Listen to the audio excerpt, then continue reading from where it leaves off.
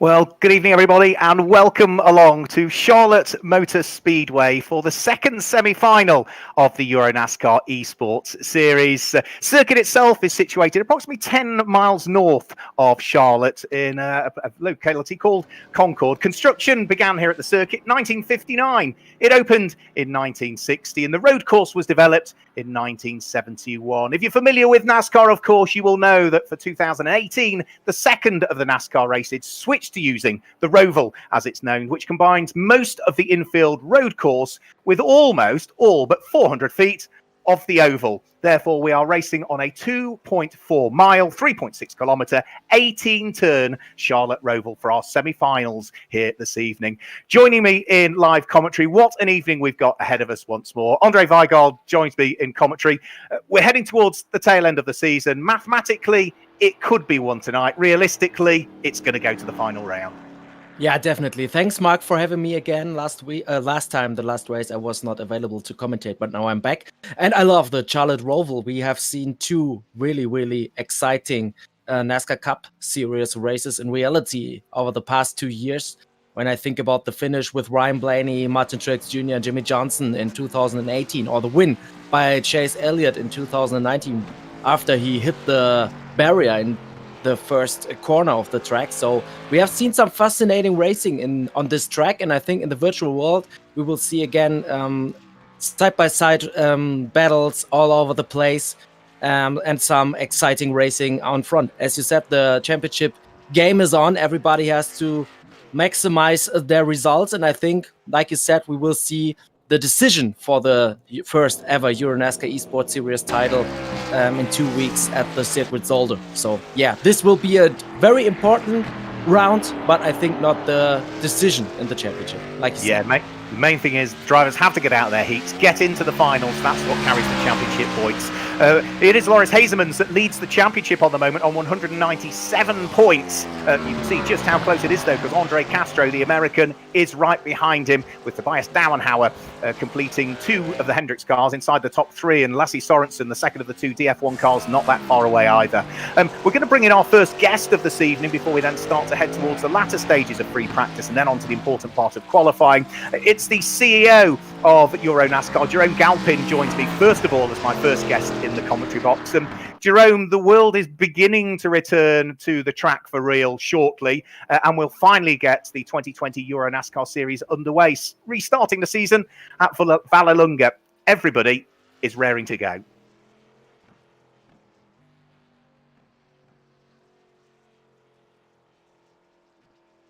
I haven't got Jerome, unfortunately. So what we'll do is we will move on to Francesco Cassiole, who is the commercial manager and operative coordinator for the car side of Vallelunga Circuit. He comes to join me in the commentary. Francesco, welcome along to the EuroNASCAR Esports Series.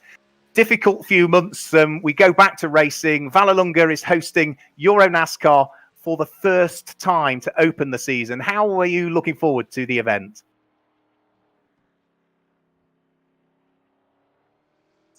Thank you for your welcome.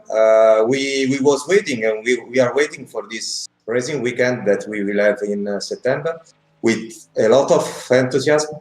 For sure, the NASCAR weekend is a racing activity very attractive for the big public of Rome. But at today's date in Italy, we are not so confident to have the possibility to have public on grandstands, in the paddock, in the starting grid, and so on.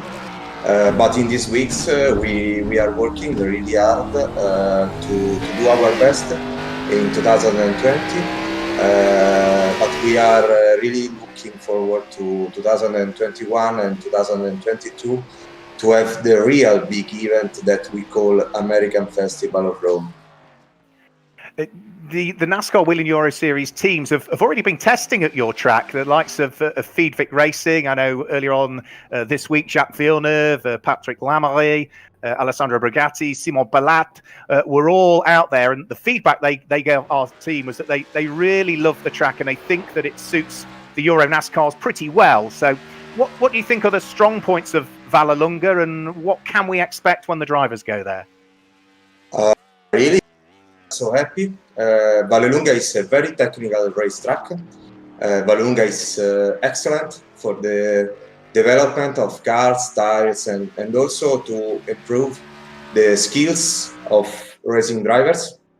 It is also loved by highly experienced drivers because it's very good of training in all situations that they can find in the different racetracks in the worldwide. At the same time, Vallelunga is also very amazing. A really nice layout with fast strokes and also a part really slow. And this part must be driven by racing drivers. During the race, intelligence, experience, and also strategy are fundamental to make very exciting races. And the races normally can be seen by public directly from the grandstands, because from grandstands you can see a lot of our circuit. And so we hope to see again really soon public on grandstands. We would like to have again Vallelunga totally full of public. We will happy to see public again really soon in Vallelunga. Well, thank you for joining us in the commentary box, Francesco Cassiole, commercial manager and operative coordinator for the car department of Vallelunga. We can't wait to be there. It's a new circuit I'll be adding to my list. So thank you for joining us here in the commentary, Francesco, and enjoy the racing this evening that we'll have for you virtually. Thank you. There we go. So we've spoken about Vallelunga. It's the first time that we visited that circuit in Italy, but let's look back at some of the highlights when we went to Franciacorta for the championship round in 2019.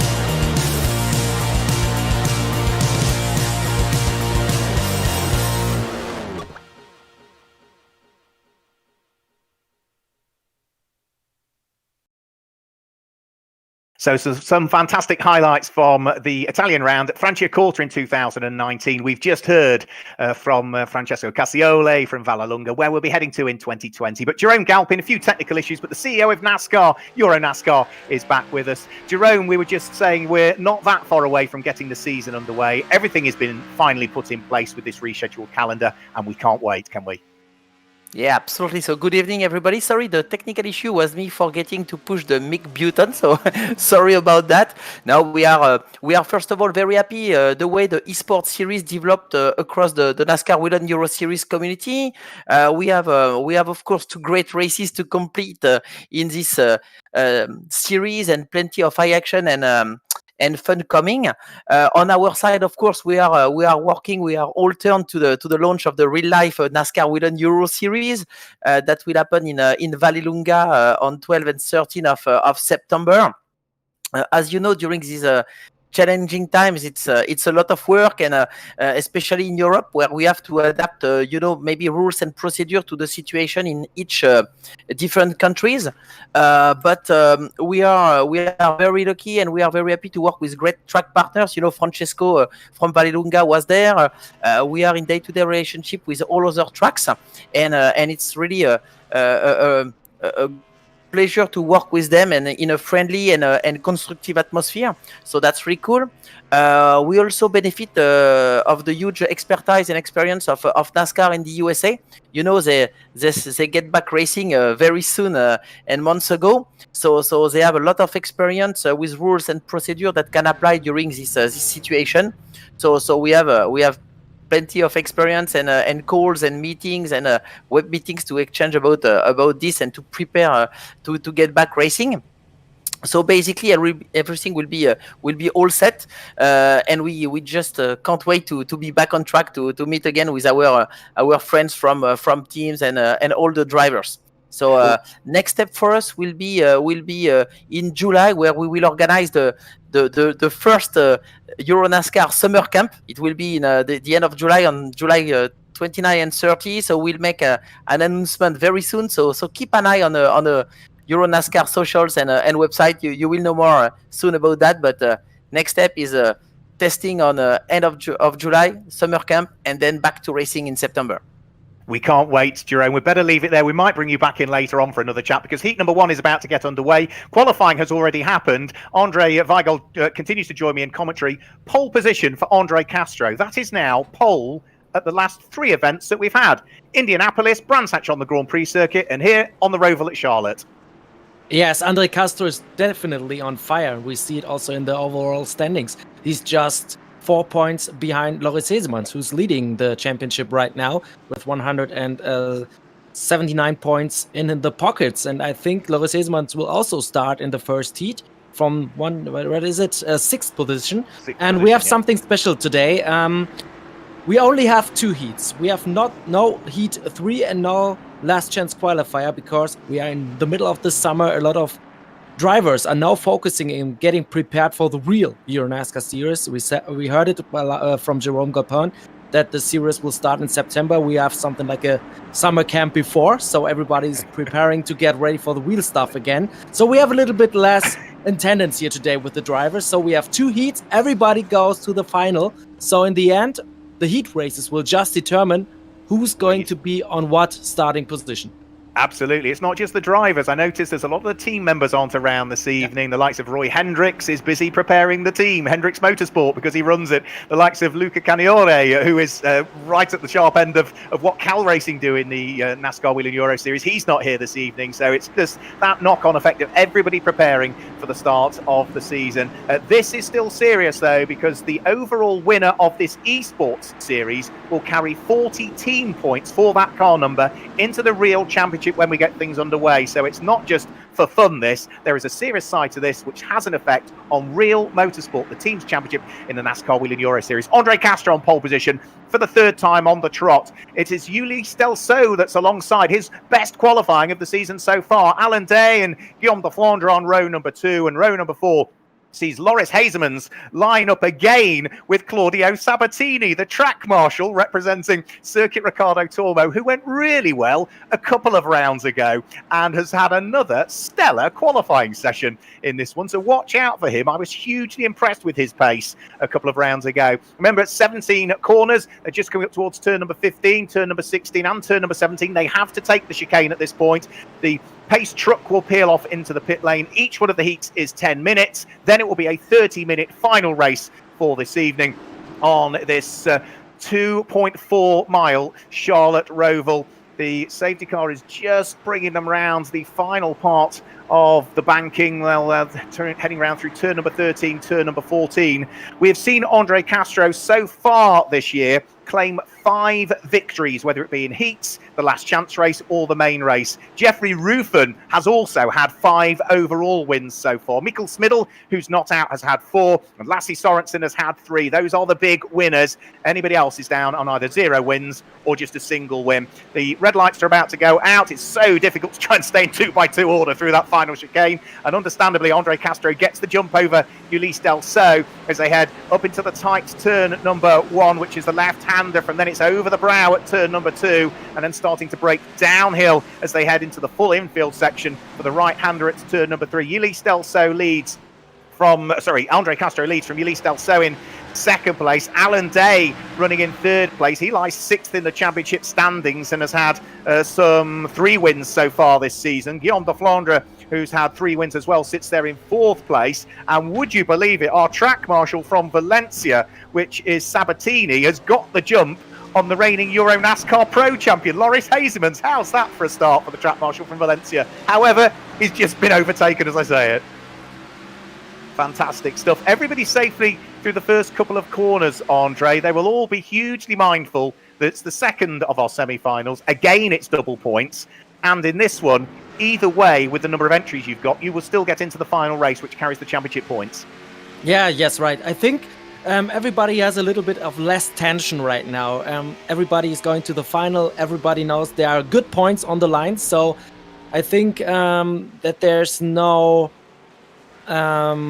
getting out of the final on this round, in this semi-final, is a little bit better for the nerves of the drivers. So we saw a very calm start, but in the heats we always saw calm starts. It was more the last chance qualifier and the final race that were a little bit more chaotic. But Andre Castro is doing what he's done the whole season long. He's incredibly fast, building a gap to Ulysse Delceau, who's extremely under pressure by Alan Day. He is under pressure from Alan Day. Alan Day is having a look up the inside there. Ulysse Delceau gives him enough room. Alan Day is now up the inside at the next corner, but Ulysse Delceau still braves it out because he knows he's got the advantage through the next left-hander. Alan Day using all of the curbs, knocking the cones out of position as well, as they then head back off the infield section and back onto the oval section again at turn number 8. We also saw briefly contact between Henry Tourmala and Chris Lehmann, who is the marketing and driver representative for Marco Stiep Motorsport. It pitched Chris into a spin where he damaged the front of the car on the wall. I think Henry Tourmala, largely though, the Scandinavian, got away with it. As for the battle for second place, well, Ulysse Delceau for the moment has fended off the aspirations of double former champion Alan Day. That has dropped Alan Day a little bit further away from the Frenchman and has now started to put him in the clutches of Guillaume de Flandre. For 7th position, Brian Cruels is looking to try and squeeze his way through and past the car that's been driven so well by Claudio Sabatini again. The Circuit Ricardo Tormo Fordzilla Ford is just ahead of the Brax Racing machine as the two of them again go bumper to bumper onto the infield section of it, round through turn number 2, onto the brakes at turn number 3. Can Krauls squeeze his way through? No. Good driving by Sabatini still means that the Spaniard lies just ahead of the Belgian behind the wheel of the Brax Racing Ford. And who's behind those? It's going to be Nave Talor, isn't it, for the next of the cars that's running through there. The Solaris Motorsport car in the hands of the Israeli driver, sitting there in 8th position. But the fights are on all the way through the order, apart from Andre Castro, who just seems to be sort of gapping everybody now. He's pulled away, Andre, to the tune of heading towards 2.5 seconds. Yeah, I think he's taken advantage from the fight between Ulysse Delceau and Alan Day. And Ulysse Delceau is doing a good job. He's very solid in this EuroNASCAR Esports Series. Is very fast, very consistent, and he's able to leave Alan Day behind right now. And I think there's another guy closing in the battle for second place, and it's Guillaume de Flandre. We saw him winning already in this season, so Guillaume de Flandre, one of those fastest guys. And yeah, Andre Castro at the front right now. He's just pulling away. Nobody is able to carry the speed he has, and I think we have a favorite of a second driver to win another race, including the prologue in the series. Mikael Smiddel from the Autodrome Dross is the only driver who has 2 wins in his pockets, and maybe Andre Castro, he may get the second one, become the second one today, because I think the Charlotte Roval is a track that suits him very well. he was looking forward to it. Yeah, we spoke to him at Brands Hatch after last week's race, and he was really looking forward to the Charlotte Roval. It's amazing, isn't it? Loris Hazemans leads the championship overall, the EuroNASCAR Esports Series, but hasn't had a single win yet. Whether it be in a heat or in the finals, he's not had an overall win yet in the Esports Series. And then we've got in second place Andre Castro, who's won more races, whether it be heats or otherwise, than anybody. But the only main race he won was the prologue race, which didn't carry any championship points. So it's still hugely up in the bag. We have now had that change for sixth position. Brian Krols has finally made it through and put the Brax Racing Ford, car number 378, through and ahead of Claudio Sabatini. As for Henry Tuamala, well, he is in 13th position at the moment. He has got Giorgio Maggi right behind him and is just about to go through and ahead of Santi Vuxatoria, who made a big mistake at the wheel of the number 46 Marco Steep Motorsport Chevy, directly ahead of him, and somehow Tuamala was able to weave his way around that and avoid the contact as Santi Vuxatoria made his mistake there. So that now drops Vuxatoria down into 11th position. And that is, I think, was probably a replay of him making that mistake that we saw there. As for second position, well, Ulysse Delso still under pressure. Now, remember, this is a former EuroNASCAR 2 champion, just ahead in second place of a double EuroNASCAR Pro champion, Alan Day, the young Frenchman ahead of the Israeli. Guillaume de Flandre not too far away either. So it's still 3-1. And all of this is just playing beautifully into the hands of Andre Castro, who is just controlling that advantage. 3.2 seconds is what he leads by, as we now have, 4.5 minutes left of the race. These three cars will be not overly concerned that they're holding each other up, because they know full well at this stage, Andre, that they're going to be going through straight into the main race, and this one doesn't carry any points. If you finish a place or a position behind, you're just one place further back. Quick replay mistake for Giorgio Maggi, uncharacteristic mistake there. Used a bit too much curb and bumped into the wall, but back to second, third and fourth. Yeah, do you think they'll be content just to sit there? It looks though Alan Day is pushing, but he's not surely going to press the point too much if Ulysse Delso just keeps driving the car smoothly, is he?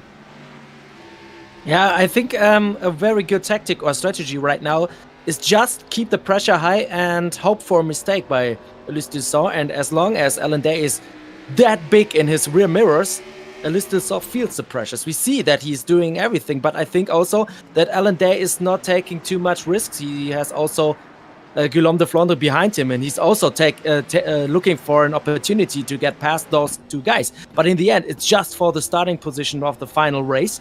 And yeah, you have to check. Do you want a good starting place to have a shot on the race win? Or do you just want to score some solid points? But in the end, all of them are racing drivers. And if there's a gap, they go for it, for sure. Yeah, we're right on board with Guillaume de Flandre at the moment, lying fourth in the race. He only did 4 NASCAR Whelen Euro Series races last year. We saw him at Hockenheim and at Zolder, but he's had 3 wins in his NASCAR career. In the NASCAR Whelen Euro Series, he's trying to close in on Alan Day, who's had 20, if memory serves me correctly, career wins in his NASCAR Whelen Euro Series career. Ulysse Delso lies ahead of the pair of them and is on for a good performance here. Let's have a quick look at Fabio Spatafore. What happened here? Fabio just on the transition, coming off the infield and onto the oval. It was the transition that just caught him out there. We spoke about this when we were at Daytona on the road course and at Indianapolis as well.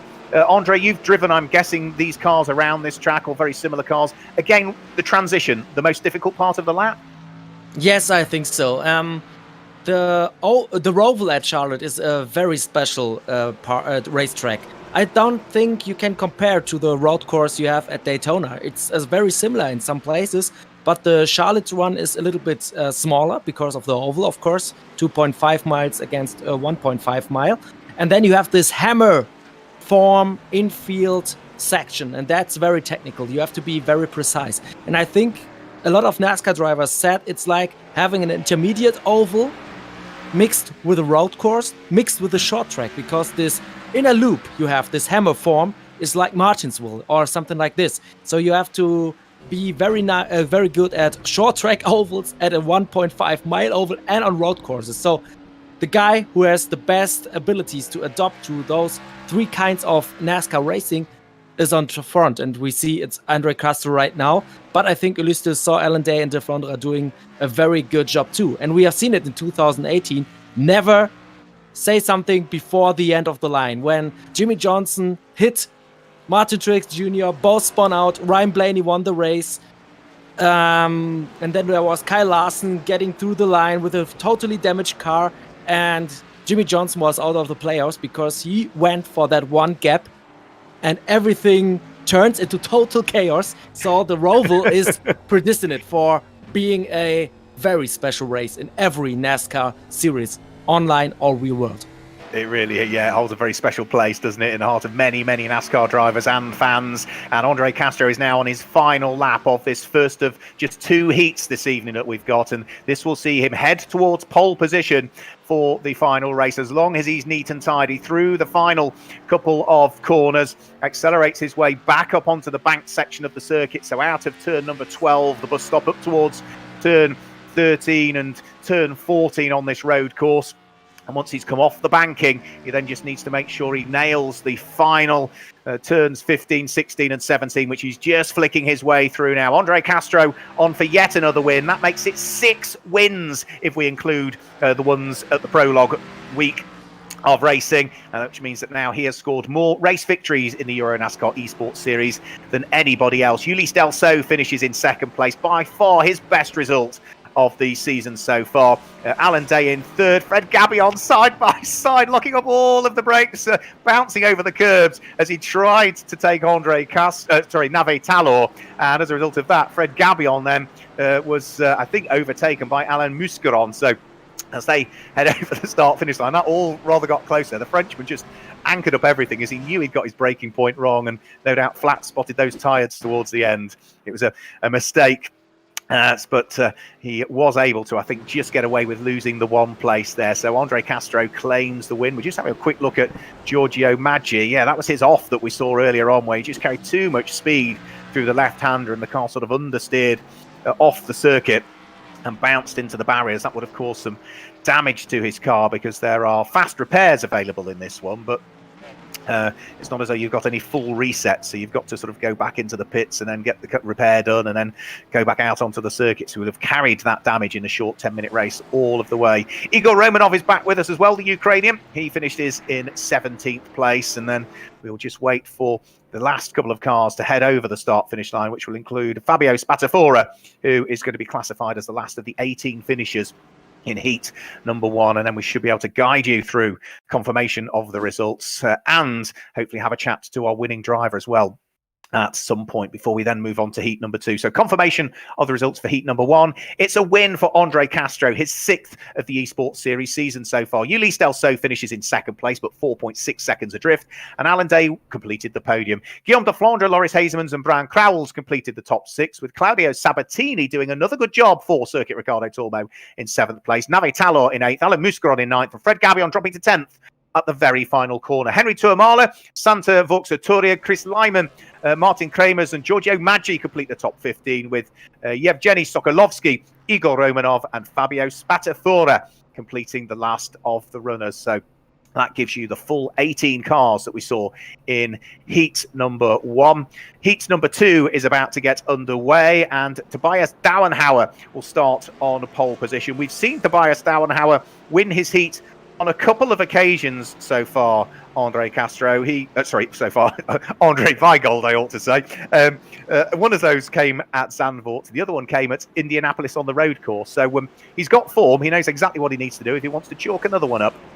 Yes, definitely. Yeah, so we have to take a look how the main race is going to develop. You've seen it the whole season long that the start is a very crucial part of this main race, when we have all the cars gathered up and everybody is willing to score some important points for the real team championship. Like you said before, the best drivers per real car in the world will get some points for the team championship. It's a little amount of points that are not that that have not such a big impact. But in the end, every point can decide the championship. So I think everybody will go for the win in the second race. And to be one of those guys winning a virtual EuroNASCAR race in the first season is also a very nice thing to have this virtual trophy in this basket. I think that's a good thing. But yeah, we will see. I think the main race will be very interesting. And like I said before, in the real races, we saw some very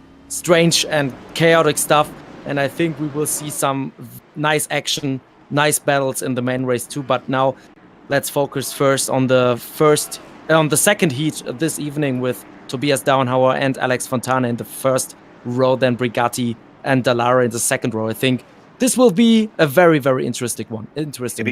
A very interesting one. We'll come to Andre Castro in a while. We'll just get the race underway, Andre, who joined us in the commentary box, our Heat 1 winner, and then we'll come back for a quick chat to him. So both of the drivers on the front row of the grid have had wins. Diana Howe has had 2 Heat wins. Alex Fontana has had a last chance race win. Row 2 of the grid, Brigatti has had a Heat win, and alongside him is Davide Dallara, who has also had a last chance race win. So we've got race winners again on the front few rows of the grid. They're just coming around through turn number 12 and up towards turn number 13 currently, so just about another 30 seconds before we get the race underway. We'll see them through the first couple of corners, and then we'll chat to our Heat 1 winner. But again, every one of these 18 cars, because of the slightly reduced numbers of the drivers entered this weekend and team members entered as they all prepare for the start of the season, sees 2 heats, everybody going through to the final, and everybody then scoring a championship point in this particular one, before we then head to the double points finals at Zolder in just a couple of weeks' time. So up towards the final chicane, we saw them not quite go in heat number 1 side by side through the chicane. It is so tight to do so, and again in this one, everybody's just making sure that they don't bump into each other when they get the race underway. So Tobias Downhauer gets his foot down and has already got the jump on Alex Fontana as they turn off the oval and onto the infield section here. Alex Fontana's in second place. Brigatti is there in third place. Davide Dallara is in fourth place, and Vladimir Joitsis is going beautifully well as well. The Cypriot sitting there in fifth position. Nice clean start from everybody. So let's now have a chat to our Heat 1 winner, Andre Castro, who joins me in the commentary box. Andre, you've done it again. That's another win in your heats. You've qualified on pole position the last 3 times on the trot. You've won your heats the last 3 times on the trot. What we now need to see you do is win a main race, mate. Yeah, that's the plan this time. Yeah, everything's going to plan so far. On the pole, won the first heat. Seems like the rhythm around this track has been pretty good for me recently. So yeah, looking forward to carrying that into the final. It's a very intense level of focus you got to have here to not hit any of the walls. You know, it's kind of like a street circuit for NASCAR, or something like Monaco for these cars, which is really tough with low grip and with really heavy stock cars and 900 horsepower. So yeah, it's a lot of fun. I know you were really looking forward to this circuit, and hopefully that will bring you the result that you more than richly deserve in the finals. How much easier did it make your heat win when we've got 3 cars squabbling for second, third, and fourth, and you just managed to gap them nice and early? Yeah, I didn't really look behind the whole time, so I was just focused on hitting my marks, and it definitely helps when you don't have anybody right behind pressuring you.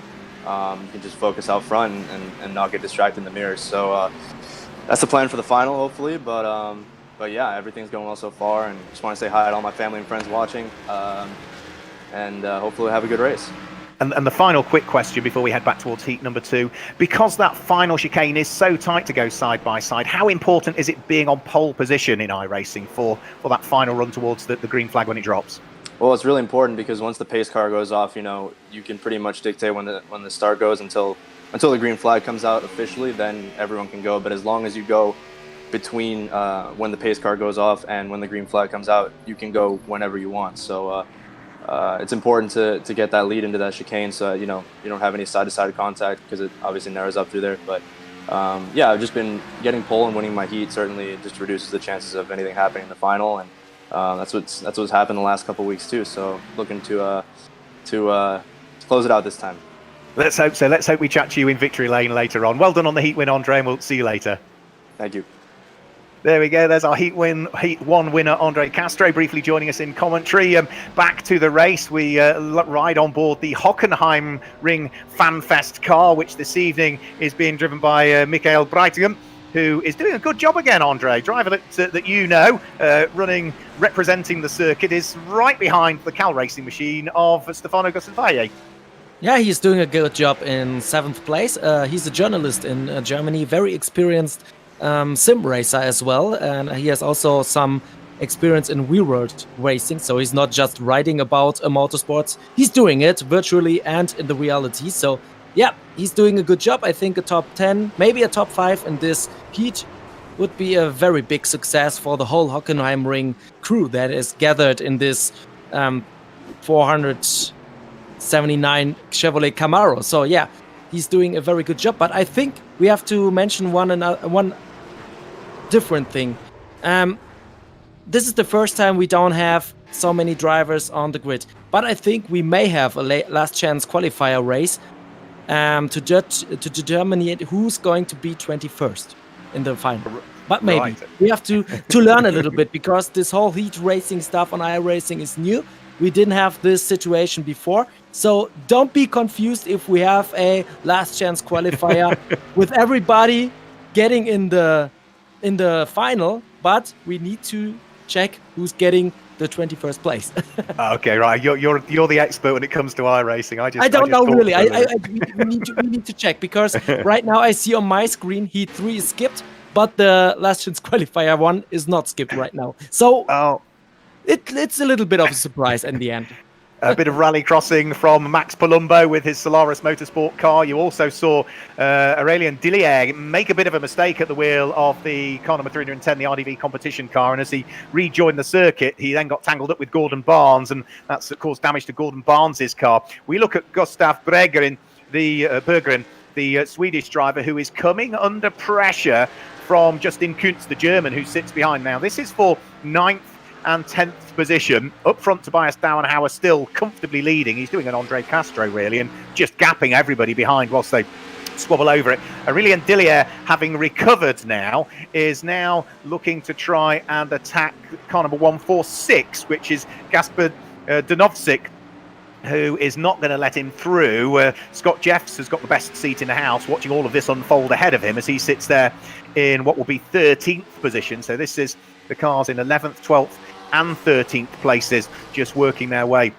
in towards the braking area for the bus stop. And then a mistake there, and off onto the grass goes Gustav Berggren again, Swedish driver who was under pressure from Justin Kuntz, and as a result of that mistake has now lost the position. Let's have a quick look. Turns into the corner, takes a bit too much curb, can't get the car turned in appropriately, has to bounce over the second part of the bus stop chicane. So Justin Kuntz grabs the opportunity to steal the place away. And more changes here again by the look of things, as Scott Jeffs is side by side with Aurélien Dillier. Is he going to be able to gain the place? He's looking to try and grab the position, but no such opportunity. So Dillier just able to hang on to the place. So the Brax Chevy still, for the moment, has to be satisfied with 13th position, because he can't quite get himself ahead of the Toyota. It's two Fords out front at the moment, two Chevys in second, two Fords out front, Chevys in third and fourth, another Ford in fifth, and then it's Chevy's 6th through to 11th place. Aurélien Dillier is one of only two Toyotas we've got in this heat, and we're now heading towards the final 3 and a bit minutes, and Tobias Dauenhauer has done exactly what we thought he might do. He's just managed to gap everybody behind, hasn't he? Yes, he's doing a great job, and he's taking advantage from the pole position like Andre Castro. And he said it before in the interview, it's very important to dictate the pace in the starting procedure, and you can gain a big advantage when you have a good start. And Tobias Dauenhauer had one of those good starts, and now is leading the race with a big margin on Fontana and Brigatti and Dallara. Who's also doing a good job is Tozzi's in the 101 car. He's in 5th right now. Gustav Viglia in 6th. Bräutigam still in 7th. So, yeah, everybody has taken their positions. But I think in the midfield, there are a lot of nice battles going on. Justin Kuntz did 1 or 2 great overtakes during this race.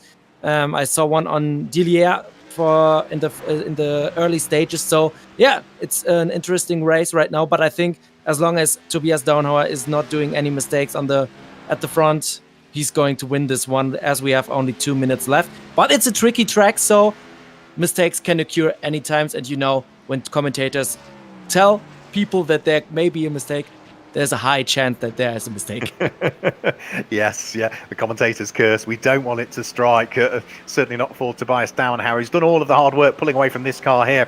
Alex Fontana, who still resides there in second place at the moment, but hasn't pulled massively away from Alessandro Brigatti, who sits behind at this stage. So it's still the 42 racing car ahead of the first of the Feed Victor racing cars. Now, we did mention earlier on when we were chatting to Alessandro from Vallelunga circuit that we have seen Brigatti and Feed Victor racing out testing at Vallelunga just this last few weeks or so. So they'll be hugely keen to return to the circuit again for real if they can. Back on board with Michael Breitigam, who is looking to try and put Stefano Gustavaglia under pressure, looking to try and close in. But again, as they head off the infield section, back up onto the banked part of the circuit, accelerating out of turn number 8. Speeds build up towards turn number 9. They're hitting nearly 160 miles per hour through the banked section of the circuit before they then back onto the brakes in towards turn number 11 and turn number 12, the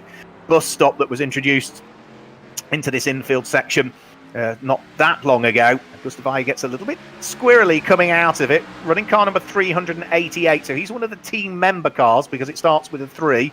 He works on the 54 car for Cal Racing usually, and is at the moment just doing enough to hold off the Hockenheimring American FanFest car that sits behind. Cars numbered 400 are either circuit cars or they're part of the FJ Team All-Star team as such. So Tobias Hauer leading, Fontana from Brigatti. The clock has ticked past the 10 minutes, so they're now on their final lap of the race. A little bit of traffic coming up for Alex Fontana in second place. No such worries for the Hendricks Motorsport car of Tobias Downhauer, who is just accelerating his way up onto the banked section of the circuit. 5.5 seconds to the good, because he can just afford to bide his time, stroke the car home without any issues at all. Alex Fontana, however, in second place, can't rest on his laurels because he's still got the traffic potentially, and I'm sure absolutely to deal with, because he was catching it just before we move to follow our race leader, and we're going to follow him round through turn number 13 up towards turn number 14 and then onto the little kink at 15 before the tight right-hander at 16, the tight left-hander at 17. That's the chicane, and that's all that Tobias Downhauer now has to do to come through and claim what for him is his third heat victory of the season. A heat win at Zandvoort, heat win at Indianapolis on the road course, and now a heat win here at Charlotte on the Roval for him. Alex Fontana finishes in second place, just ahead of Alessandro Brigatti, who's there in third place. Davide Dallara is there in fourth place. Who's going to finish in fifth place? It's Vladimir Choitsis that finishes in fifth place, and Gustavai does just hold off the Hockenheimring car for sixth and seventh places. Advait Dioda finishes in eighth place, Justin Kuntz in ninth, and with a few little issues along the way, Gustav Berggren will complete the top 10. But as we say, these cars trickling their way over the start-finish line. Aurelien Dillier still to finish at this stage. We've also got Ricardo Alita and Max Palumbo still to finish. Another car that we ought to mention is car number 420, as it's shown on your screen, which is Ivana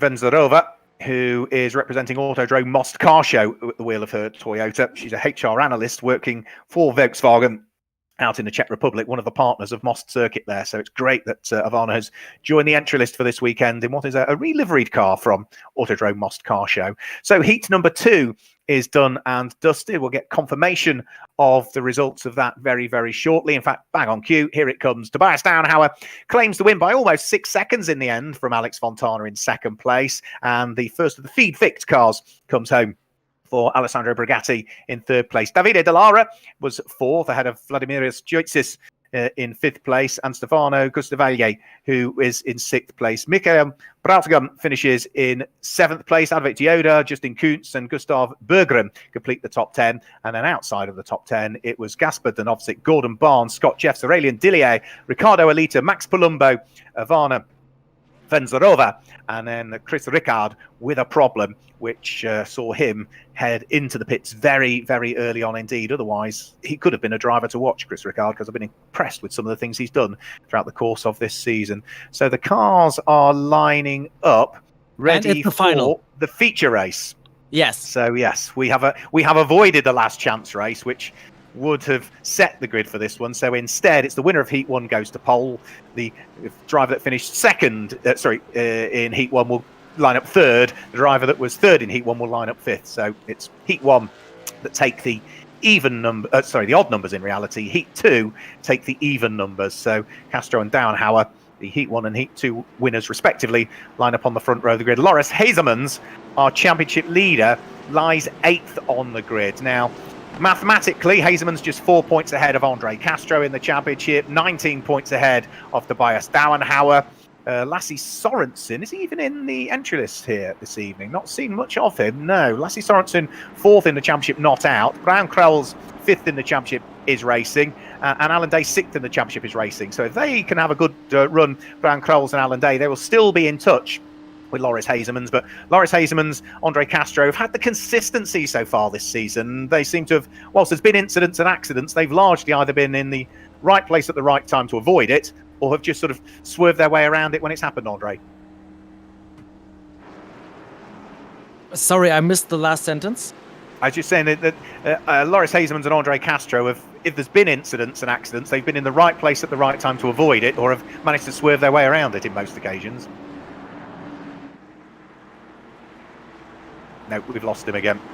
So we're getting no response from Andre. We will bring him back in as and when. Might be just rebooting a few things at his end there. So lost all sound. Now let me just check at my end. So the producer might just confirm in my ear that my audio is going out, which would be useful. So I'm assuming Stefano can.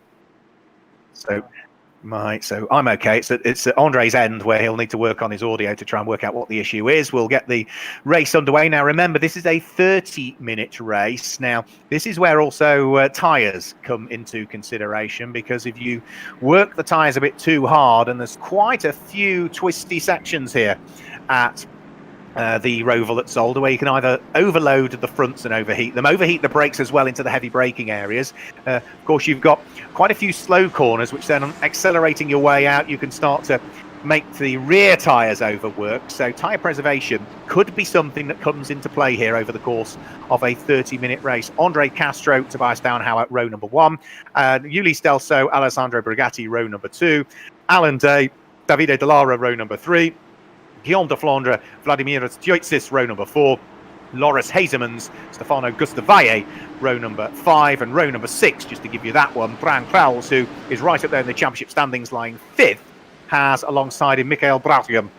So that is the order of the first few rows. And as we get the race underway now, understandably, it's another good start from Andre Castro, who is looking to try and break everybody early on. We're following the car that sits there in 4th place at the minute. Alan Day, a double former NASCAR Whelen Euro Series champion, having won the championship back in 2017-2018. It's all looking rather tight further down through the order by the look of things, but everybody, I think, has safely made it for the first few corners. They're 3 wide heading into some of the corners, and somehow Michael Brautigan avoided making contact with the cars that were both drivers left and drivers right, so he was able to continue, but that all looked rather close there. There's already a bit of damage, though, to the tail end of Alessandro Brigatti's car, which has dropped him well and truly down through the order from his starting position. Vladimir Stjoitsis gets a bump as well. That's spun around Nave Talor, who might get collected here, and he does. He gets collected by 2 or 3 cars that were unsighted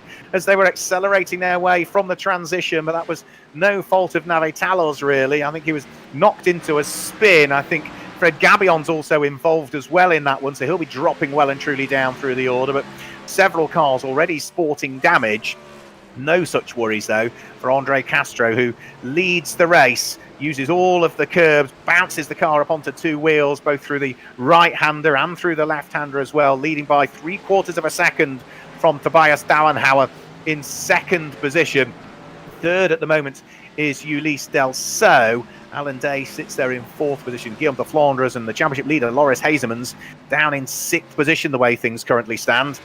So if Andre Castro hangs on to the lead of the race, Loris Hazemans lies down in sixth position. That would mean that Castro would take up the championship lead and would be leading Hazemans by 20 points heading into the final round that takes place at Zolder in a couple of weeks' time. Alan Day, we ride on board with the number 24 Monster Energy back PK Car Sport Chevy. Accelerating his way back onto the oval section of the circuit, trying to pick up the toe off Ulysse Delceau, who lies ahead. You can see the leading two have broken away now from this pair, fighting over third and fourth position. Marin Kramer's a long way down through the order at the wheel of another one of the Feed Vict racing cars. Henry Tuamala just ahead of him at this stage, the Finnish driver. But Ulysse Delceau doing a really good job of hanging on to a podium spot here. Bounces over the curbs again, does Alan Day. Gets a good exit this time. He might have half an opportunity here, heading up towards the next of the corners. Can he squeeze his way through at turn number one? Almost gets the nose of the Chevy up the inside, and this time through, I think he's going to do it here. He's got the inside line through the next corner. Can he cover off Ulysse Delceau? Yes, he can. So there's no opportunity to try and respond. Ulysse Delceau drops down into fourth position. Alan Day picks up third place. By the look of things, Andre Weigold still struggling with a few technical issues. He'll come in as and when he's ready. Here's a replay. Alan Day gets up the inside at turn number one, has the inside line at turn number two, and has just enough momentum to get across the nose of the RDV competition Chevy by the time they head up towards turn number three. So job done for Alan Day. What can he now do about trying to close in on the cars ahead? Alan Day lies sixth in the championship standings coming into this race here this evening, and has had wins, has Alan Day. He's had three so far. Two of them were heat wins in the prologue event at Daytona and at Brands Hatch, and his other heat win came last time out at Brands Hatch on the Grand Prix circuit. Here's our championship leader, Loris Hazemans, lying in sixth position at this stage, which is still good championship points for him. Remember, it's double points, so it's 62 points if you finish in sixth place rather than the regular 31. Hazemans looking to try and gap that car there, which is Davide Dallara, the Not Only Motorsport Chevy, who has got Brian Crowells right behind him. You can see the Brax Racing Ford. Has he got the inside line here, Crowells? Is he going to go through? No, he's just too far away. Doesn't want to stick the nose of the Ford up the inside the Chevy just as yet, so has to be content with sitting there in eighth position. But a great little fight this is. So through the next little section, Crowells still all of the time trying to see whether he can open the door. One of the team member cars, so running car number 300, remember, so 378. If it starts with a 3, that means it's a team member car or a media member, and that is Brian Crowells, who usually works on the number 91 car for Brax Racing.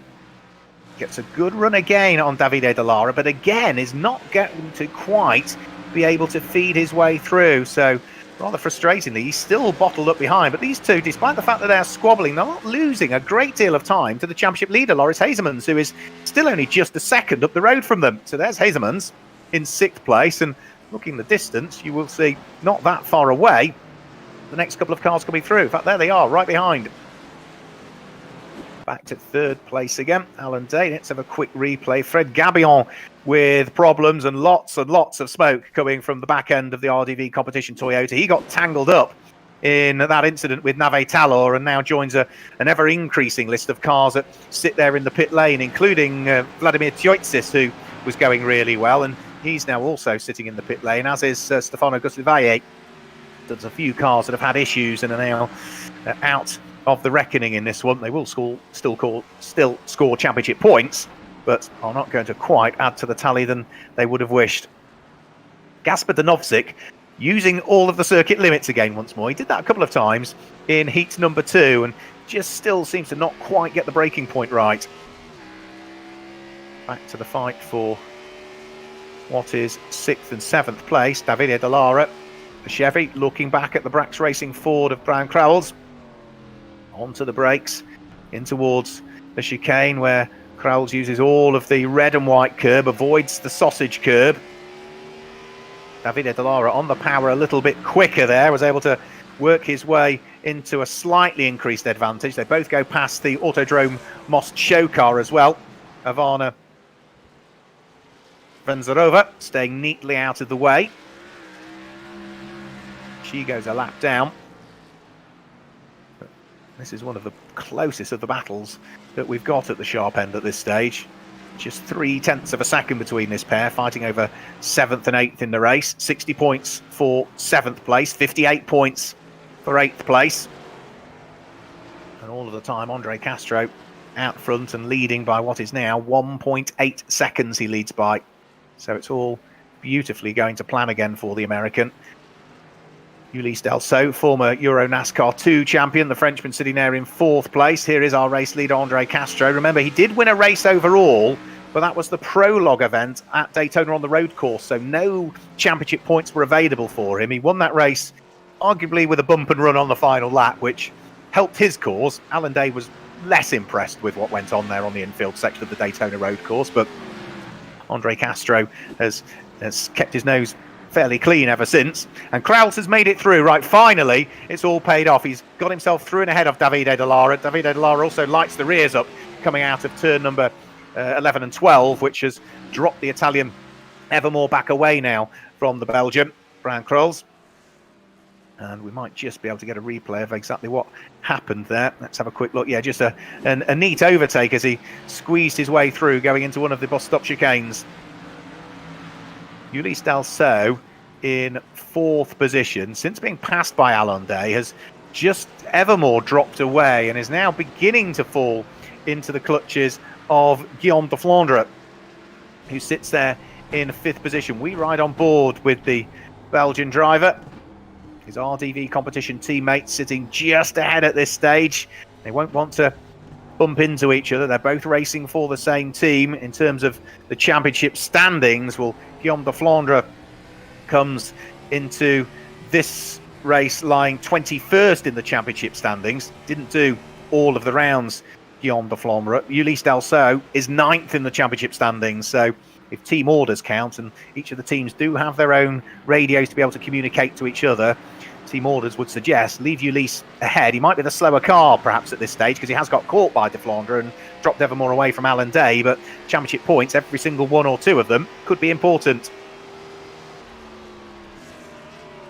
9.5 minutes of the race completed at this stage. Traffic now starting to be an issue. Alan Day has caught a little bit of traffic in 3rd place, which might just allow Ulysse Delceau and Guillaume de Flandre to begin to close in, and Alan Day is still bottled up behind the traffic heading up in towards turn number 1. He gives one of them a nudge and spins it round, and then that makes contact with Guillaume de Flandre. Well, that was all to do with the back marker traffic there. De Flandre quickly hooks the gear, gets the car pointing in the right direction, but he's going to lose out to Loris Hazemans. He's going to go through. The championship leader picks up a place, and therefore that's an extra couple of points.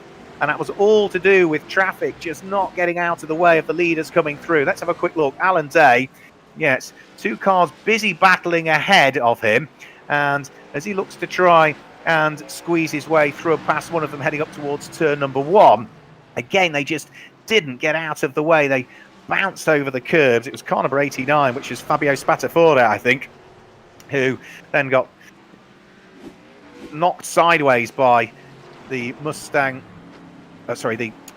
Energy Chevy of Alan Day.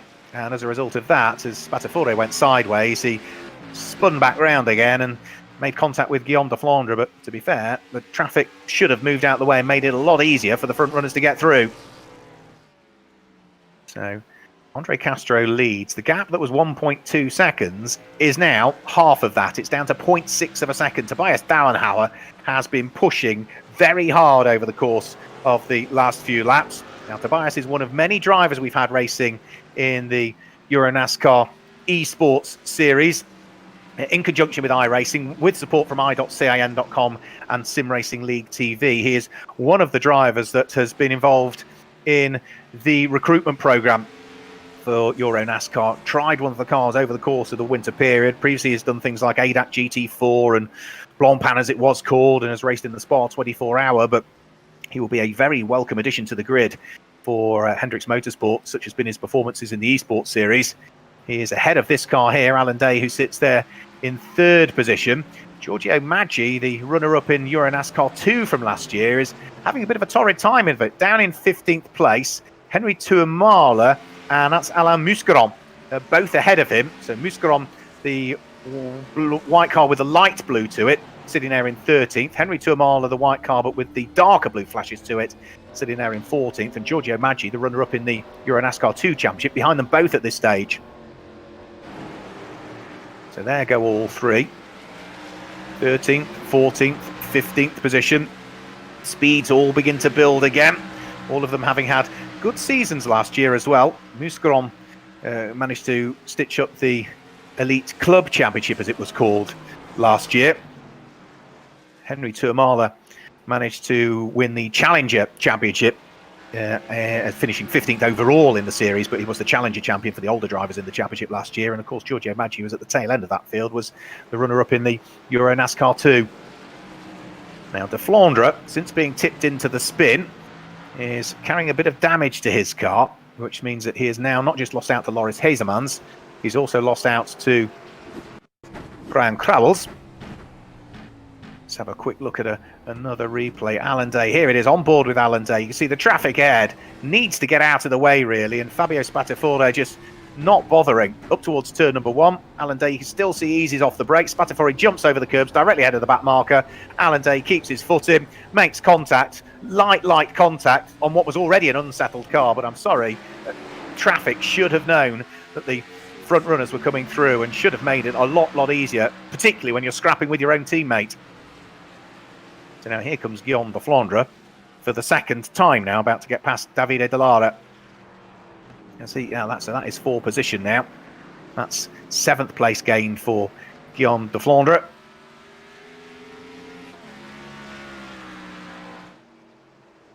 Up to 7th. Davide Delara down into 8th position.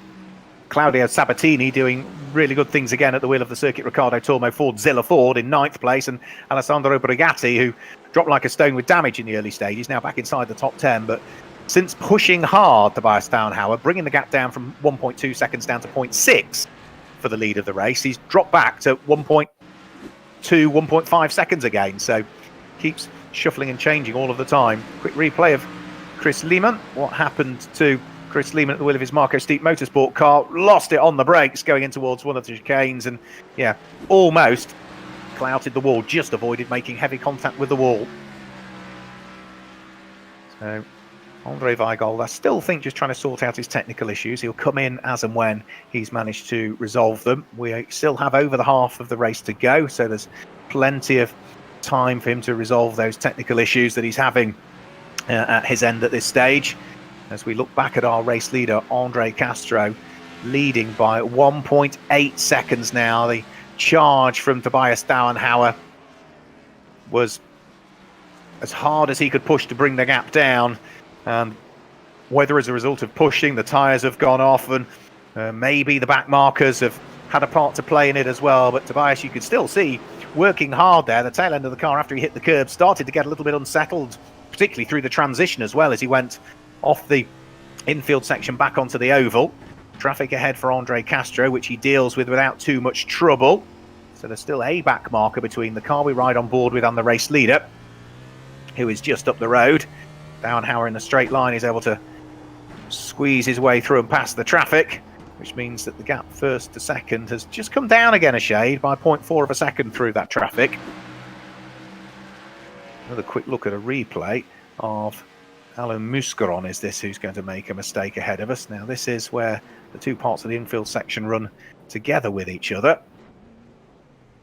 and didn't quite see what was going on there with Alain Muscaron, so we'll come back to that perhaps a little bit later. Now, yeah, right, so let's have a quick look. Now, Henry Tuamala is going back up through the order. Guillaume de Flandre has gone down through the order and has got lots of damage to his front end. So that was perhaps, yeah, that was perhaps the replay that we were trying to get there. The fact that Guillaume de Flandre has got tangled up, maybe with Alain Muscaron, and that's what's caused damage, and severe damage as well, to the front end of his car, Guillaume de Flandre. So you can see the whole bonnet missing off the car now. and that is going to drop him well and truly down through the order. And that is also going to have hampered Alan Muscaron's run as well, because he's now dropped down into 15th position. The gainer out of that was Henry Tuamala, who's now moved up to 11th place, and up to 12th place now comes car number 277, which is Gustav Berggren. So the Flandre leads. We have got 13 minutes of the race to go, and hopefully now Andre Weigold has managed to sort his technical issues and rejoins us in commentary. Yeah, I think so. It's not perfect right now, but I can understand you. I have the sound back. I don't know what caused the troubles. I've done everything to reboot the whole setup, but yeah, hopefully it works right now. So I missed half of the race. I have seen nothing. So Andre Castro is leading, okay, and Tobias Dauenhauer is second, Dale third, Delsol is fourth, and then we have Hazeman. So again, we have two Hendrix Motorsports drivers in the top 5 with Hazemans and Dauenhauer, and Andre Castro in the lead, and yes, a big gap between him and Hazemans, so maybe we see a lead change in the overall standings, because they are just separated by 4 points, and with double points on the line, I think Andre Castro may be the new championship leader after this race when he's getting it to the finish line. Yeah, he's getting it to the finish line because the traffic has had a part to play in this one. Tobias Dauenhauer was 1.2 seconds adrift. This is for you, Andre, now you're back in commentary. He brought the gap down to 0.6. And as soon as he'd done that, a bit of traffic and maybe overworking the tyres means that he's dropped the gap again. Now, there's damage to the front end of Alan Day's car now that wasn't there earlier on. We saw him get tangled up with Fabio Spatafore, the back marker, who didn't get out of the way. When he pitched Spatafore into a spin, Spatafore then made contact with what was Guillaume de Flandre and put de Flandre into a spin whilst they were all battling. So the traffic's coming into play again now by the look of things. And Alan Day, I'm guessing, will tread fairly gingerly through the traffic, which again is not exactly making it easy for him. It seems as though not only motorsports have driven some fairly wide cars here as quicker cars have been trying to come through, but it's really up to the quick cars to find their way through. But when they've been two abreast on occasions and not necessarily squabbling for positions, you'd have thought they'd just blend out the throttle and allow the quicker cars to come through, but hasn't been the case. And Alan Day is going to have to carry that damage now for another 11 minutes, with 19 minutes having gone. Elise Delsol working his way through a bit of traffic as well. When you get damage to the front end of these cars around this kind of circuit, how much does it hamper your ability to go as quick as you could do previously? I think it's a very big disadvantage for Alan Day, because first of all, you have the aero damage, of course. You have the long straights on the oval parts, and I bet he's losing power too, because when you have such damage on the front, the radiator may be damaged, the engine may be damaged. So I bet he's not able to get all the power out of his V8 engine right now. But we see that Alan Day is still able to lap some traffic, guys. So he's still fast enough to hold in third. But I bet an unexperienced race car driver in the sim racing world would have big problems right now. But Alan Day is managing well. But now he has to take a little bit to take a look at the temperatures too, because water temperature, oil temperature, and stuff like this could be rising up with the damage like he has on the front of his car. So we have to take a look if the engine is really holding for another 10 minutes, because yeah, it's not easy to manage temperatures on a track like that without losing a lot of pace. We're looking at Aurélien Dillier at the moment, who sits there in 16th position. He's got Alex Fontana behind him. That Ford of Alex Fontana has dropped a long, long way through the order. The driver that's really doing amazing things in this one, I don't know what happened to him in qualifying, but up to 6th position now. Marin Kremers, in fact, now up to 5th. Up to 6th place. Oh no, 7th. They're jumping around all over the place at the moment. 7th position, Marin Kremers, has gained 20 positions from his starting position. So at the moment, he's on for the extra 8 championship points for gaining the most places, subject to official confirmation. But that's a good run through the order. I suspect some of that caused by cars around him having had problems. Quick replay, Aurélien Dillier is ahead of Alex Fontana. And as they head through the right-hander, yeah, Dillier runs a little bit wide. We saw him do that in one of the earlier heats. Alex Fontana tries to get the nose of the Ford up the inside at the next corner, and the Toyota just turns straight across the nose. And Alex Fontana, I think, had to get on the brakes there to avoid contact between the pair of them. Back to our race leader. Andre Castro now leads by 5.6 seconds from Tobias Dauenhauer, who is safely past the traffic now, so can clearly see the race leader up the road, albeit disappearing ever more into the distance. Alan Day is still there in third place, carrying that damage, but has got a couple of back marker cars between himself and Ulysse Delceau, who sits there in fourth place, who looks to have no damage at all on his RTV competition Chevy at this stage. So Ulysse Delceau on for good points. That will help him clamber up from what is currently 9th in the championship standings. And I think I'd be right in saying this would be his first overall podium in one of the main races in what's been a tough season for him. Traffic staying out of the way neatly there as well for Ulysse Delceau. That is sensible driving there from, I think, Max Palumbo, who got out of the way, and Ivana Benzarova, who has been lapped for the second time now, but is still doing a good job representing Autodrome Most, the Volkswagen employee from the Czech Republic. So Ulysse Delceau very much on his own now in fourth place. He's lost time to Alan Day as a result of the traffic, and he's going to get caught if he's not careful by Loris Hazemans. Just having a quick look last time through, Ulysse Delceau 1 minute 24.9, Loris Hazemans 1 minute 24.4. Yeah, so the gap came down by half a second. So Loris Hazemans, the championship leader, will keep pushing. 7 minutes still to go. He knows at this stage, if things stay the way that they are, that he's going to lose the championship lead to Andre Castro. But it's still going to mean that it's going to be rather close heading into the final championship round at Zolder, Andre. Yes, it's going to be a very close final race at Circuit Zolder, a track everybody in the NASCAR Whelen Euro Series knows very well, as we had our season final in the last couple of years at this Belgish track with a lot of tradition and historic. When you take a look at the Formula One races that were held there, DTM races and stuff like that. So, and also the EuroNASCAR is a big part of the history of Circuit Zolder right now, and to be there in the virtual to celebrate the final race of the EuroNASCAR Esports Series is something very special.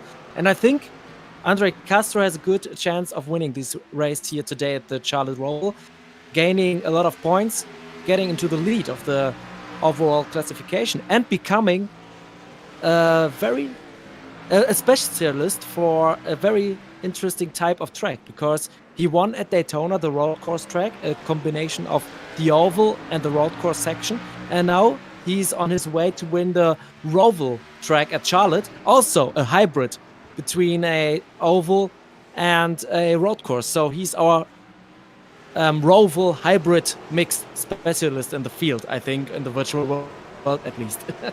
Yeah, Andre Castro would be on 273 points if he stays where he is at this stage. Loris Hazemans would be, what's that going to be, 12 points behind on 261. Tobias Dauenhauer would move up to 248. So it would all start to look rather close at this stage. And Alan Day, if he finishes third, he would end up on 224. So it would still be within his grasp if he had a good one and others around him had a bad one at Zolder to maybe lift the EuroNASCAR Esports Series crown, of course, in conjunction with iRacing, with support from i.can.com and SimRacingLeague TV as well. So I think we might be having a quick look at another replay possibly of what happened to Stefano Gustavelle. Let's just have a quick look, and here we go. No, back to Tobias Dauenhauer we go. Couldn't quite see the replay there. Who sits there in second place, Dauenhauer, and won his heat, added another victory, but is looking as though he's going to have to give second best here to Andre Castro. Andre Castro potentially on for his second main race win, but his first one that actually counts towards the championship, because the previous one, as I said, was on the prologue and won as a result of a bump and run on the final lap, which Alan Day was at the receiving end of. And whilst there were no championship points up for grabs, Alan was perhaps less impressed than Andre Castro was. I haven't seen the favour returned as yet. Alan Day did say it was coming at one point. Oh dear, there's lots and lots of damage, unfortunately, to Ivana Benzarova and the Autodrome Most car show car, which has had a bit of an incident somewhere as it comes over the start-finish line, and it's going to have to head surely into retirement now. In 15th position, Alain Muscaron is managing to hold off Aurélien Dillier, because he damaged the front end of Muscaron's car following a problem that he had earlier on. This is a battle for 15th and 16th position, but we've now only got 3.5 minutes to go, and with a 6.5 second lead, Andre Castro is surely Andre Weigold just going to drive at the pace that he's happy with, make sure he takes that extra split second to get past the back markers, and then finally he's going to win a main race that carries championship points. Yes, I'm sure he's clearly the favorite in this race. He just have to get those 3 minutes left on the clock behind him and then finish cross the finish line to get his first official championship win. And I think what we see right now is Andre Castro, Loris Hesemans, Lasse Sørensen, those guys are dominating the EuroNASCAR Esports Series. Hendrix Motorsports is doing a great job. TF1 Racing is doing a great job.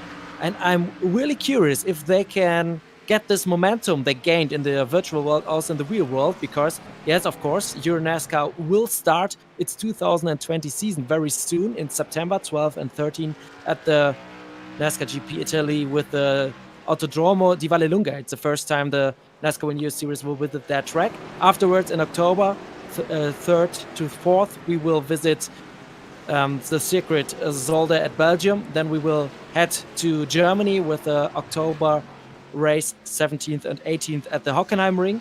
Then we have in November, the 14th and 15th November, the race at the Autodrom Most in the Czech Republic. And then the final race 5th and 6th December at the circuit Ricardo Tormo at Valencia. So I love this virtual racing. We saw a lot of great stuff going on, but I'm really looking forward for the wheel thing to start very, very soon.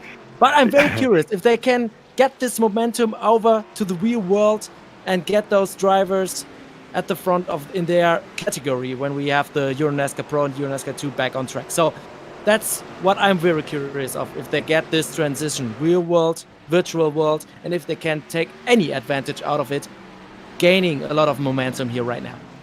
I was thinking exactly the same thing earlier on today. You know, you look at some of the performances that have been put in the virtual world, and I'm looking forward to seeing some of these drivers out there and seeing what they can do. My video footage has gone very, very laggy over the last couple of minutes, so I apologise. We've got just under 60 seconds to go. Andre Castro still leading from Tobias Dauenhauer and Alan Day as we look at Ulysse Delceau, who sits there in 4th place. Back to the race leader once more, who is now going to be onto his final lap, because it takes about a minute and 19 seconds to do a lap, and there was less than that when Andre Castro came over the start-finish line. We spoke to him at the end of his Heat 1 win. That Heat 1 win that he took earlier on this evening was not his first of the season. He's clocked up more wins than anybody. He's had 6 wins if you include any of the races that he's won, whether it be a heat, a last chance race, or a main race.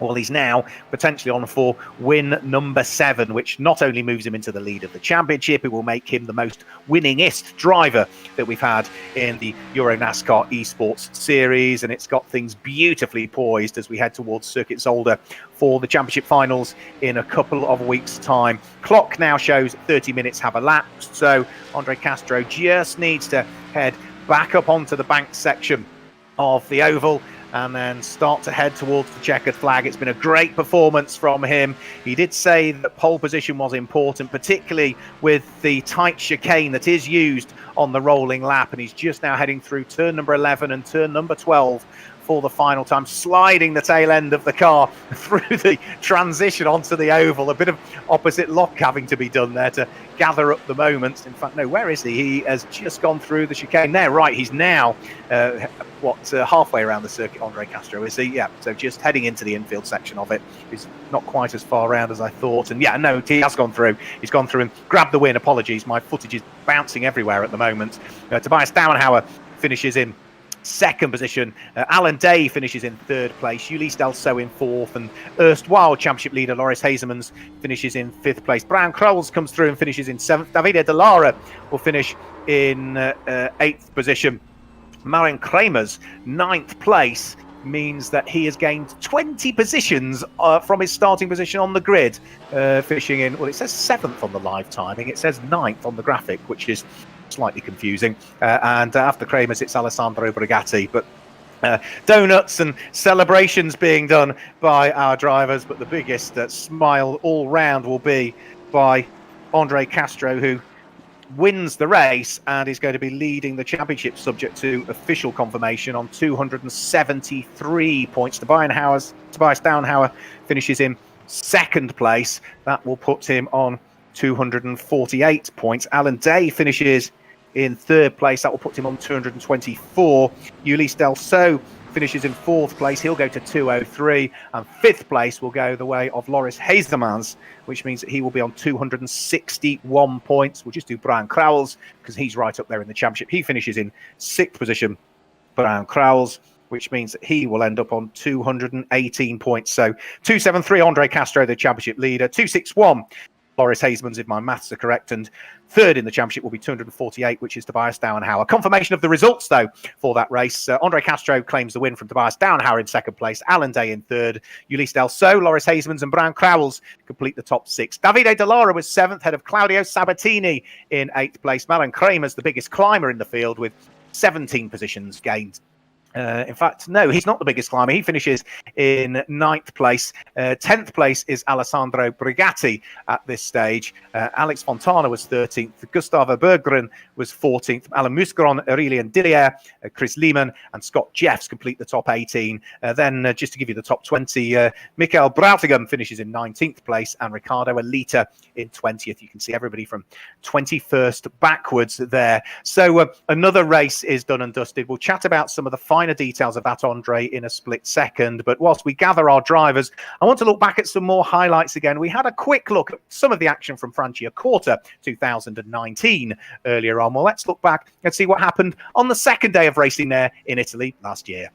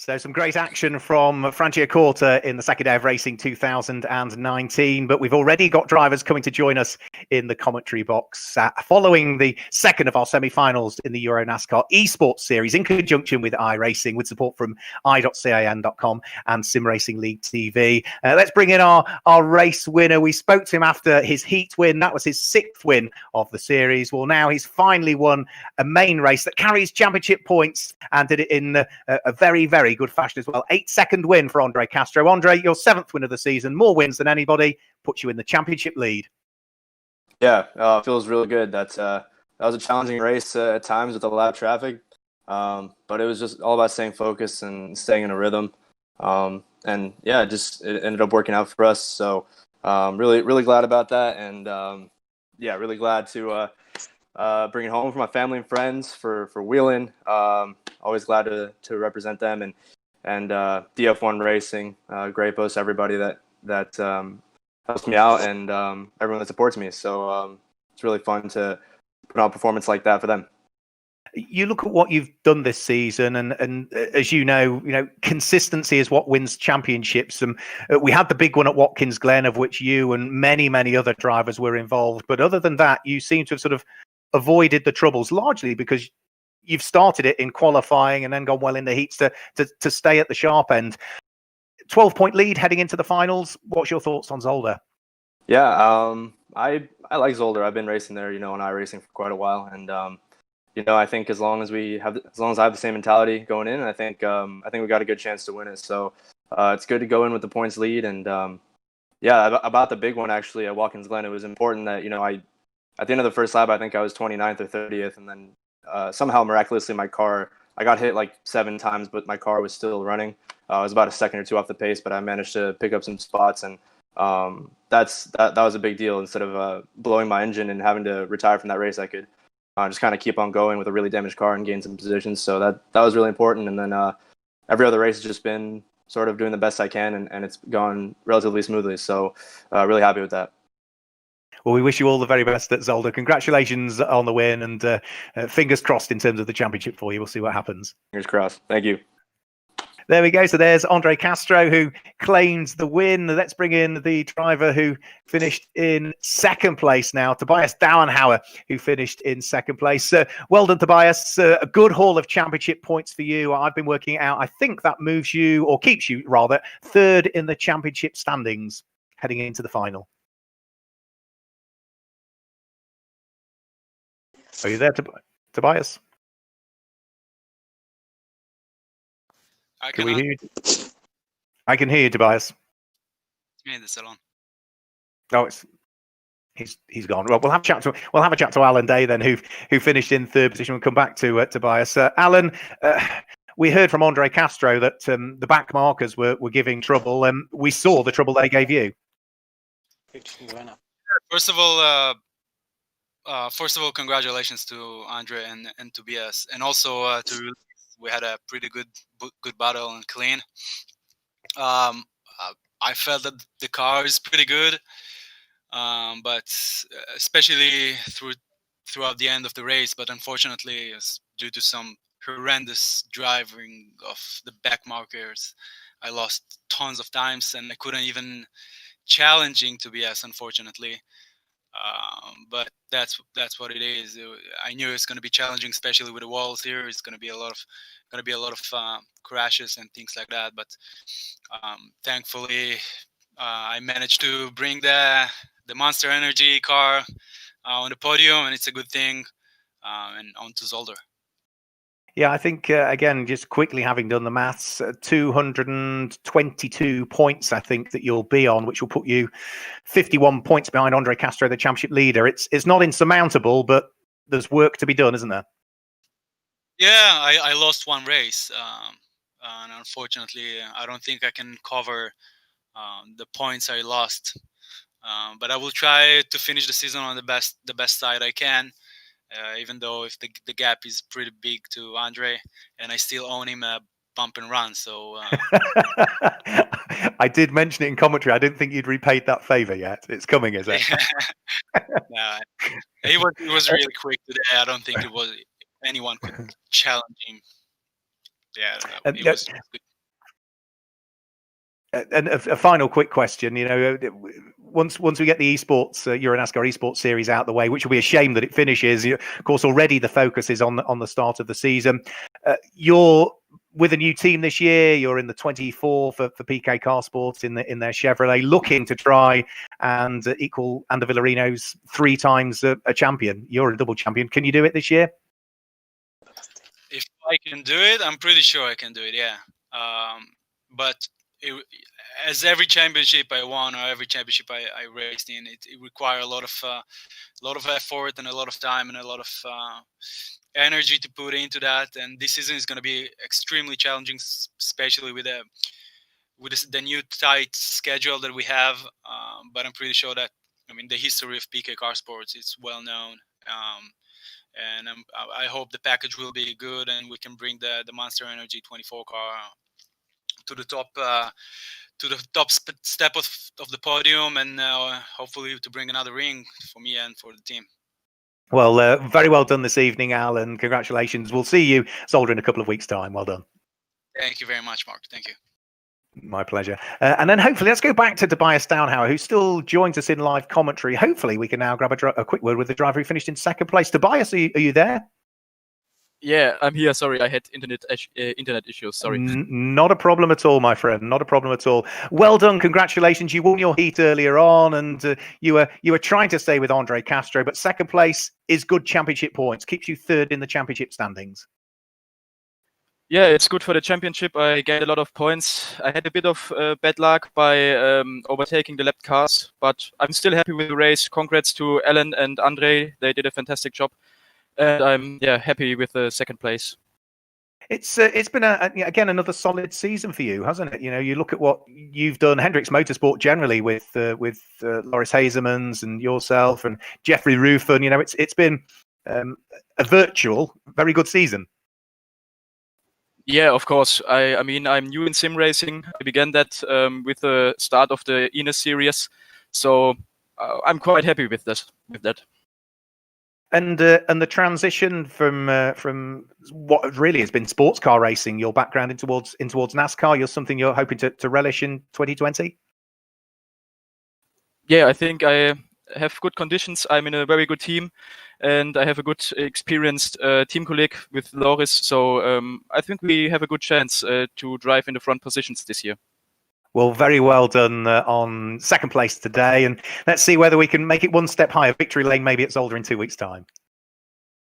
Yeah, I hope that. Thanks, Tobias. There we go, Tobias Dauenhauer. Apologies for the technical issues he was having. So we've spoken to our top three. There is one other person who I don't recognise that's in the commentary box. All I can see is it's Planty. I have no idea who Planty is. So maybe if somebody can shed some light on who Planty is, do we need to talk to Planty? Would be the first question. Well, it's actually Ivana, or racer. I'm so sorry, Ivana. I had no idea. So yeah, Ivana Venzarova, who is representing Autodrome Most. Ivana, welcome along. How are you? Thank you. Good. Can I just a couple of questions? You know, your progress in sim racing behind the wheel. You know how you like it, and NASCAR, and equally when we get to Most, will you be attending the NASCAR races there? And what do you expect from those? Yes, for me it was amazing experience. Autodrome Most brought the simulator all the way to my office. First, I trained by myself, and then with Jakub Krafek, who gave me a lot of valuable advice on how to make the best lap times. My best lap time was 1 minute and 25 seconds. It's not bad, but it could be better. And how did I get into this race? I work for Volkswagen Financial Services in HR department as an HR analyst, and we have been cooperating with Autodrome Most for a long time. And our fleet department has organized a competition for our employees, in which we were supposed to write what is our motivation to be a racing driver. And after that, I was chosen as the only girl who took part in the competition. Maybe I had a little advantage. Did you enjoy it? I'm sorry? Did you enjoy it? Enjoy this evening? Yes. And the NASCAR race, it's something else than we are used to in Europe mainly. The engine sound is amazing, and also the fact the drivers have to use window to get into car. I hope that I can go to the NASCAR race in Most, because it's a unique opportunity to see this kind of racing in Central Europe, and I expect close and exciting racing. Well, we look forward to seeing you there, and well done on this evening. I'm pleased you enjoyed it, and well done for winning the competition in the office that got you there. Yes, I would like to say thank you to the company Volkswagen Financial Services that they gave me this opportunity and made all the necessary arrangements. And I would like also to thank Jakub Krafek for his patience with me. I hope maybe one day in the future I will be able to take part in a similar race again. So we'd be delighted to have you again. Yeah, we'd be delighted to have it. And thanks to Volkswagen for being one of the partners of Most Circuit as well, because they couldn't do it without you either. So thank you on their behalf. Thank you too. There we go. So there was, Planty was all that I saw. So that was Ivana Venzarova, who was representing not just Volkswagen Financial Services, we heard, but more importantly, Autodrome, Most Car Show, and those two organisations that work really closely together, as we do with all of our circuit partners as well. So I was hoping that we might have Andre Weigold back with us to sort of chat through the finer detail of that race, but he seems to have disappeared off. So let's just sort of look back at generally what's happened. You know, we have seen Loris Hazemans come into this round leading the championships, a double points semi-final night where there's 80 points for a race win. There's 70 if you're second, and it diminishes by 2 points for every place thereafter. All the cars in the main race scoring points here this evening. Well, as a result of Loris Hazemans finishing fifth and the driver who was just behind him in the championship standings, Andre Castro, winning that race, that now means that Andre Castro leads the championship as we head to Zolder for the championship finals of the EuroNASCAR Esports Series in just 2 weeks' time. So do tune in for that one. The championship is still wide open. It is still up for grabs. And remember, whoever is the esports champion, in conjunction with iRacing, with support from i.cin.com and Sim League, that driver will carry 40 team championship points into the real NASCAR Whelen Euro Series when we get things underway, as we've been hearing, at Vallelunga in just about 10 weeks' time. So from all of the EuroNASCAR Esports team here, myself, Mark Werrell, Andre Weigold, Stefano, who's been acting as the producer all season and doing a wonderful job. Join us in 2 weeks' time when we head to Circuit Zolder for the finals. Until then, goodbye.